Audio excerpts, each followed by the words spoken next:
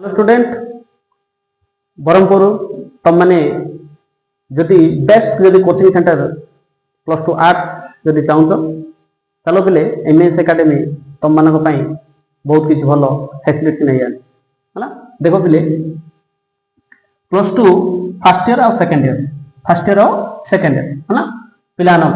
plus two first year and second year पिला arts clear all subject teaching in experience teacher ये तुम मानू प्राय 10 वर्ष रु ऊर्ध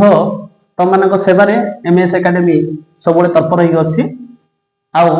तुम कौन होती एक्सपीरियंस टीचर मैंने ही ये कौन करती टीचिंग दिखती क्लियर आउ एव्री संडे सब कौन हो एग्जाम होती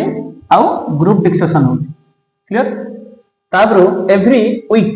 तुम कौन होती लाइव क्लास हम ये यूट्यूब चैनल हम क्लियर एव्री चैप्टर तुमको कौन कर नोट्स पिले मिलूँ आउ पीडीएफ फाइल मिलूँ क्लियर पिलाने एव्री मंथ एंडिंग रे तुम पेरेंट्स मीटिंग रही